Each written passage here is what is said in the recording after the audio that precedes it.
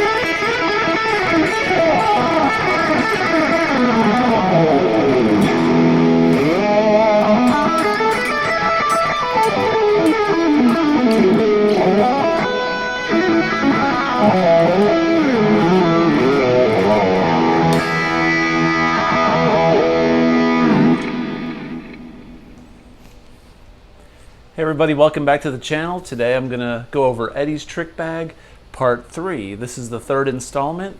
So without further ado, let's get started with Eddie's trick bag part 3. First thing I want to cover is Eddie does a lot of rakes in his playing. Rakes are when you take your hand and you lay it over the strings lightly like this, and you scrape the strings down like this, and that causes it to make like a rake sound. So what you want to do is you want to make a chord shape. Let's take a simple A minor shape like this. Alright, so we're going to take this A minor shape and we're going to rake up this A minor shape like this. So what I'm on is the fifth fret on the E, B, and the G string, and the 7th fret on this D string. All right, sort of like a, Stairway to Heaven. So we're gonna go.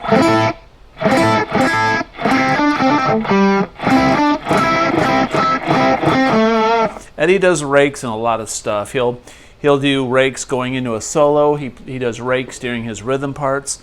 So one of his most common phrases is to take this A minor shape and rake up on that shape and then bend a note at the end of it.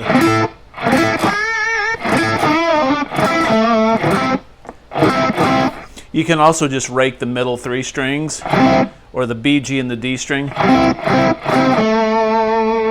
and do something like Mean Street.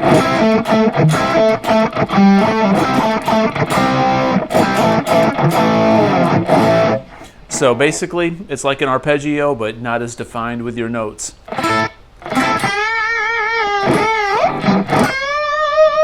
Also, you can rake into a bend. If you take, like, for instance, if you're going to bend into a note like this, take your strings and rake, like mute, like this. I've got my finger muting these strings and go.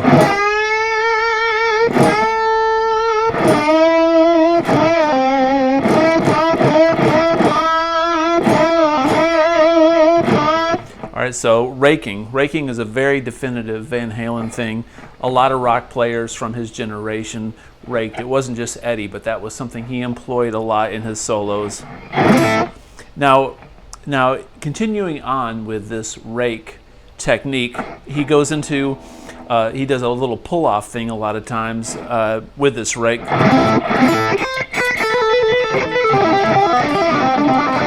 Stuff like that.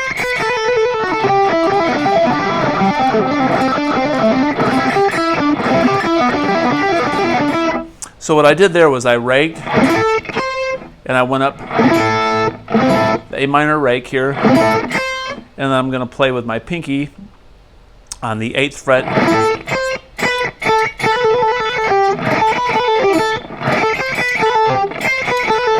like this. That pull off.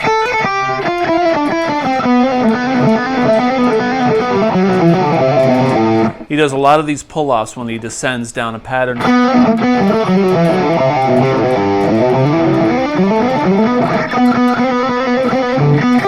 And he'll also do open string pull-offs like. One of his most famous pull-offs is on the B string, and he does it a lot in B minor.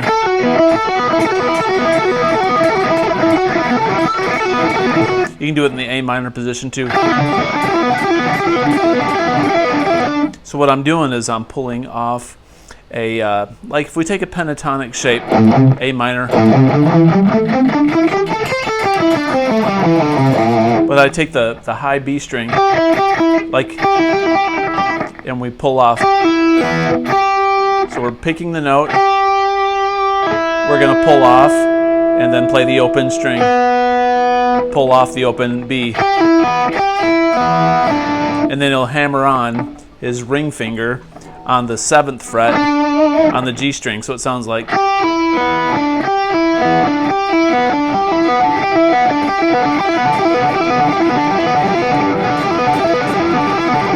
That's very hard to do. And the way I pick that is I'm picking a down pick, and I just pull off. So what I'm doing is I'm doing an up pick on the B string, and then downstroke on that ring finger. So this hand is going up, down, but we're hitting all these notes.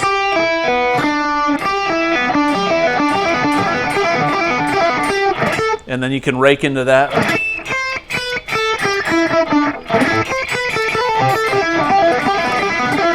Something like that.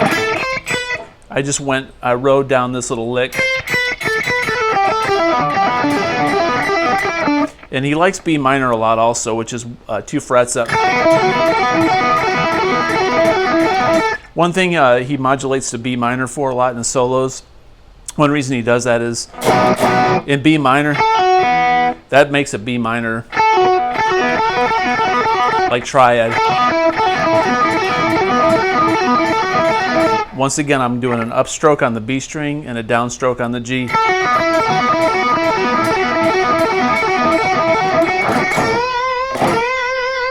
Put a little bit of rake in there.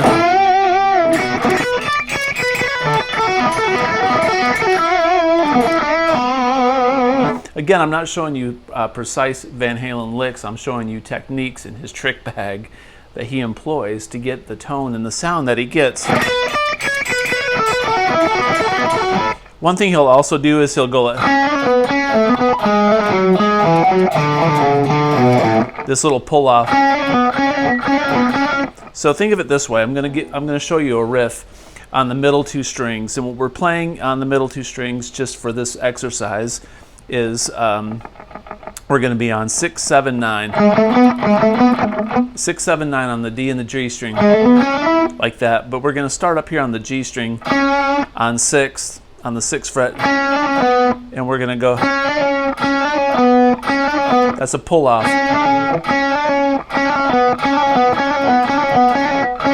So what I did there was I went downstroke, and then a downstroke on the 9th fret.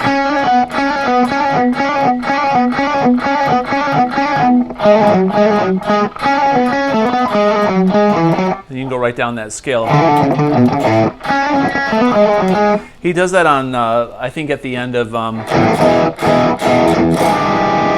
You Really Got Me, he goes.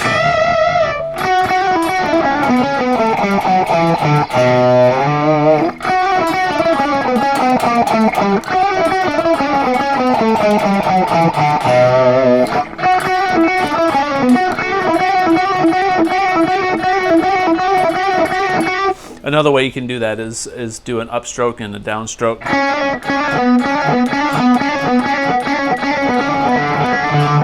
So what we talked about so far was rakes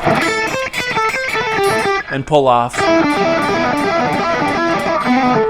Now one thing I'm doing in this is I'm palm muting also. So Eddie likes to put a lot of attack on his notes by doing palm muting, such as taking the palm of your hand and you mute here up on the humbucker.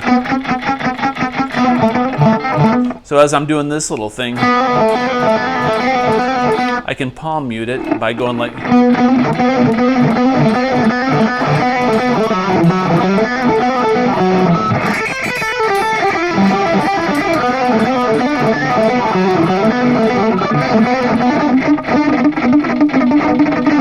You can pull off and do stuff like that.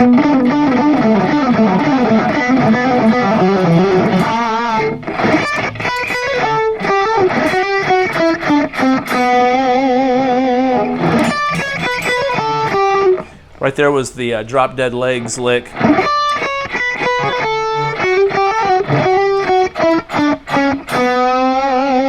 So he did a rake in that, pull off, rake, with a bunch of palm mutes. So, and that lick alone right there is raking, palm muting, and pull offs.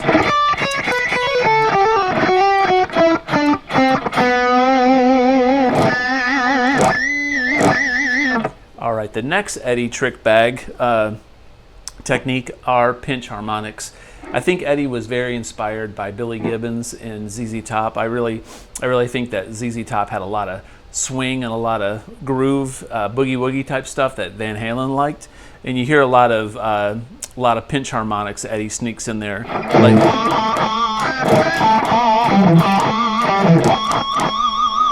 it adds a lot of texture and a lot of personality to those notes.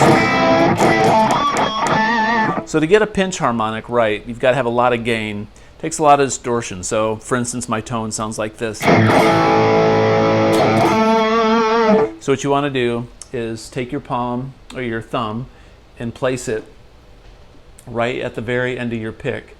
And when you pick a note, when you pick, say, a note like this, you're going to pick the note with your pick, and then you're going to graze the string. You're going to graze the string right off the fat of your thumb, the little edge of your thumb. So it's going to sound like this.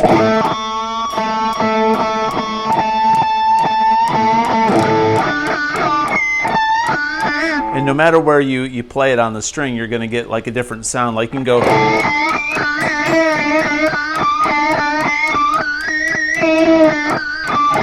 fretting the same note.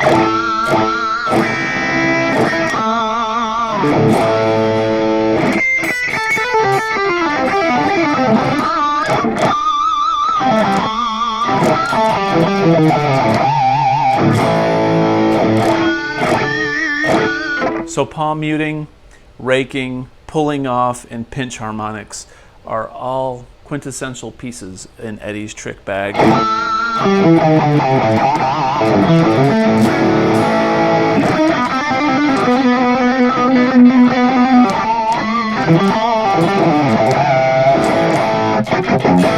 Okay, the next thing I'm going to talk about are open chords.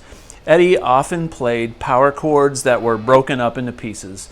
He wouldn't play like just full-on bar chords, so he'd play sections of chords, or sometimes just the thirds. A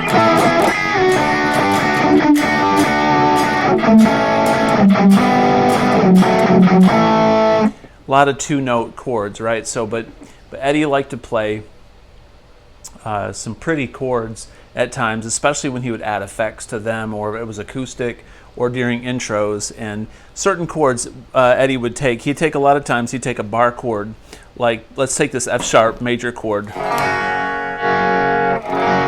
But Eddie liked to leave the open B and the E strings a lot of the time. So you'd take a chord like an F sharp major, but then leave that open B and E, so it'd sound like this.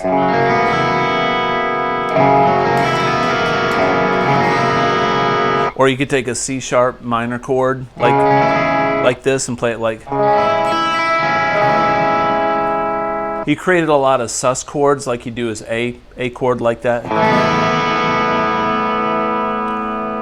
And then even chords like in Girl Gone Bad, he'd come up with some really cool chords like this. He'd play his A's a lot of times, like his B's, like.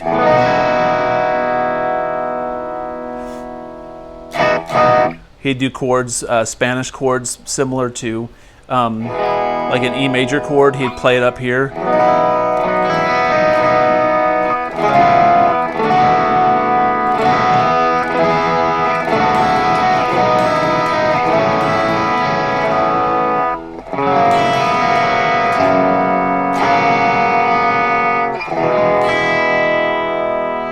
Or he'd do blues runs like.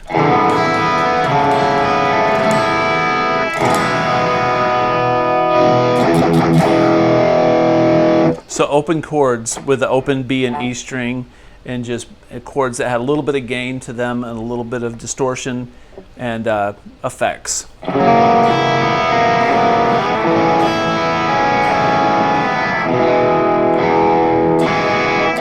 All right, that was another one of Eddie's trick bag items, is open chords. All right, the next thing we're going to talk about is delay. Eddie used delays quite a bit, especially in his later years in Van Halen, where he used harmonizers and stereo delays. But in his early years, he used a dotted eighth note delay setting, and you pretty much he used it in the cathedral. He used it in Dancing in the Streets. But a lot of you know dotted eighth notes based on what The Edge from U2 does a lot. For instance.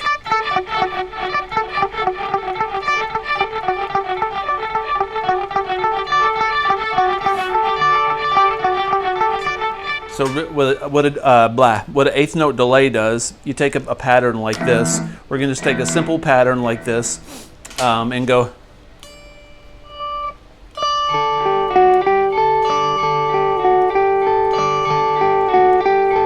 And maybe palm mute it to give it a little bit more attack.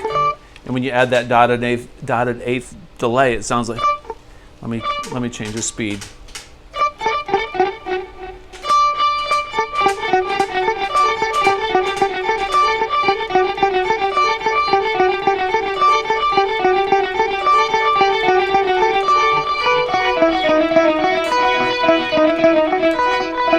And you can speed it up where you can really go fast.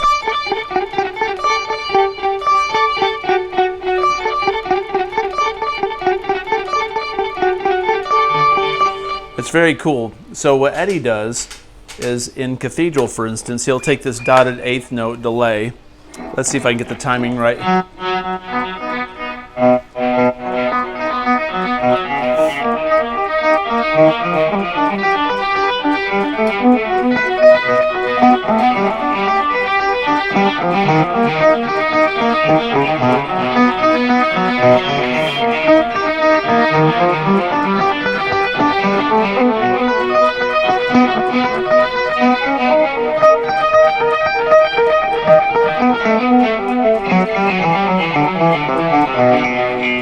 Okay, that sounds really tough, but it's really simple. So what Eddie did in that is he's taken a chord shape that we probably all know. It's taken a major chord, bar chord like this, which is just the middle 5 string or 4 strings.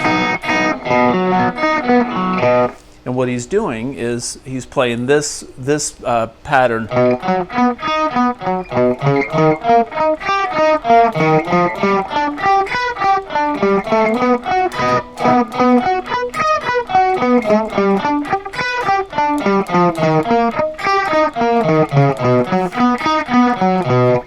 And then when he does that little descending part, he goes.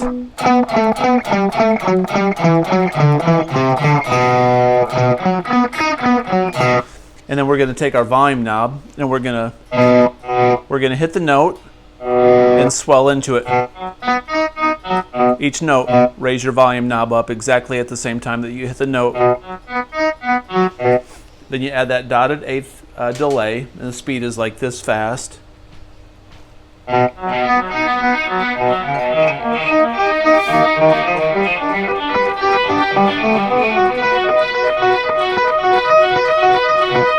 here's that descending riff.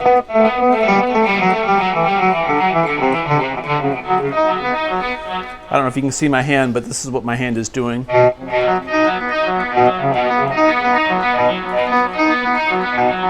That's why Eddie used a volume pot that was low resistance, so he could do those volume swells easily. And he wore out a lot of volume knobs doing that. So there's another trick in Eddie's trick bag. It also sounds great for whammy bar dives and harmonics.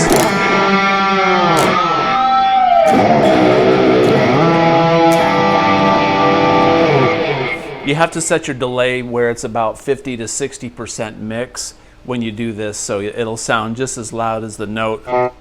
You want that, and you want that delay to be at about 30 to 40% repeat, so you get about 4 or 5 hits after that delay.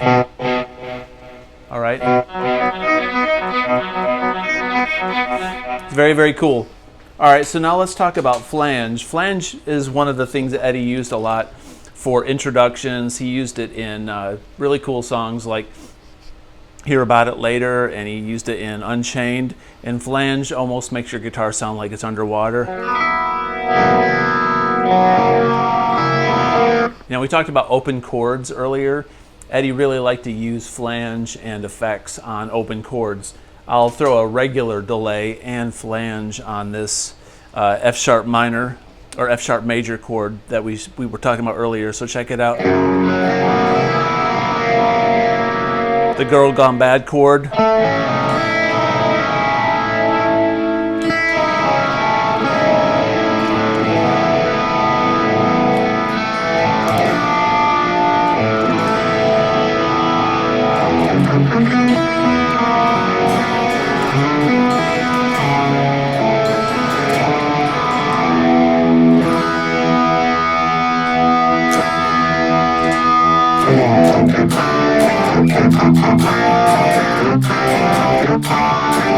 Eddie had the uncanny ability to hit effects exactly at the right moment in the song, so it sounded really awesome. I don't think anybody ever timed flangers and phasers as good as Eddie Van Halen. Now, speaking about phasers, the last thing we'll talk about today is the phaser. You can buy an EVH Phase 90 pedal, which sounds awesome, and the EVH flangers sound awesome too, but any MXR phaser or flanger will do the trick if you want to save a little bit of money. So phaser sounds kind of like flanger. This is the classic Van Halen effect. You hear it all over Van Halen 1. You hear it periodically throughout, probably all the Van Halen records, but really Van Halen 1 and the first few albums the most. And earlier we talked about raking, and we talked about pull-offs and palm muting.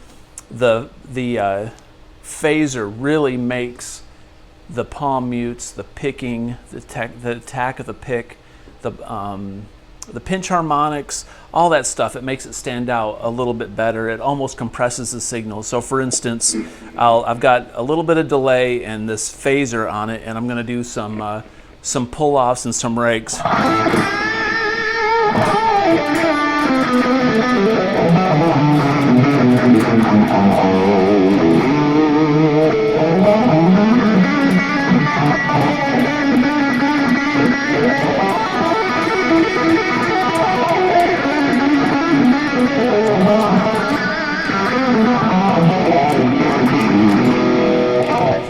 It also sounds killer with finger tapping. Check out what the Phase 90 sounds like with tapping.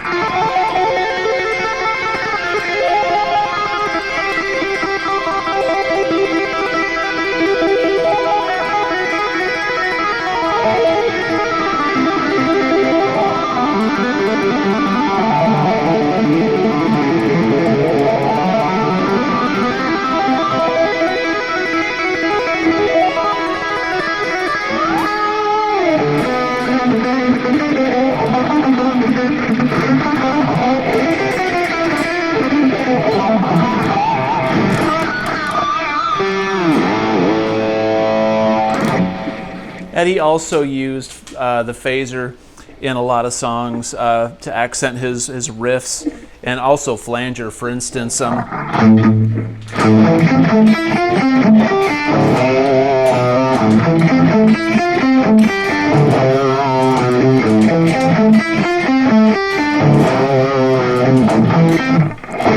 once again, Eddie was able to put those effects exactly where they needed to go at the perfect time.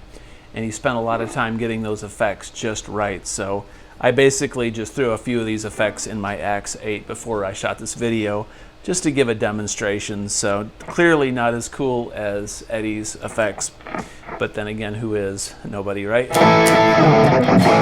The last thing I'm going to talk about today is swing. Eddie's style was unique because he had a swing to his playing, and swinging is very much it's prevalent in big band music and jazz. His dad was a jazz musician, so if you think about "In the Mood" by Glenn Miller or some of those 50s, 40s, and 50s big band swing bands, it's very Van Halen-esque. So if you take a song like "Hot for Teacher," for instance,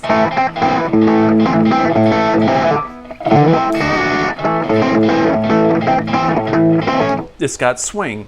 If you take "I'm the One,"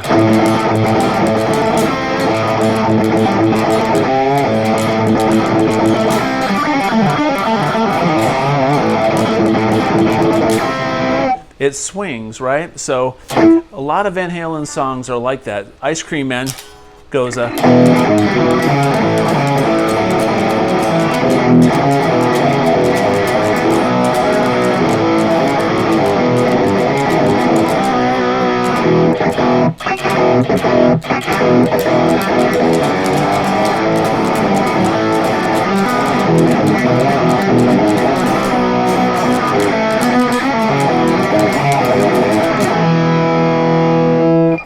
"Take Your Whiskey Home."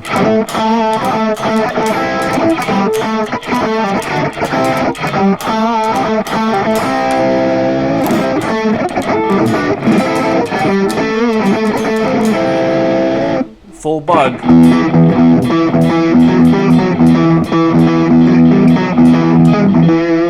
Swing is all over Van Halen records, so they had that, dotted eighth kind of feel, da da da da da da da da da, much like the delay setting that we were just talking about. So if you want to play in the Van Halen style, you got to learn how to swing, and you got to practice it because it's not easy. So you got to get yourself a good drummer and a bass player that can hang on and hold down the root notes, and practice to a metronome and practice your swing. So practice your shuffles. Put on "Cliffs of Dover" by Eric Johnson and play to that for a couple years, and you might get swing down.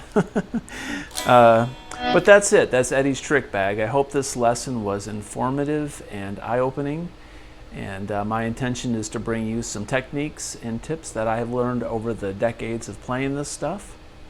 If you like this kind of content, please consider subscribing, comment below, and as always, have a great day. Peace out.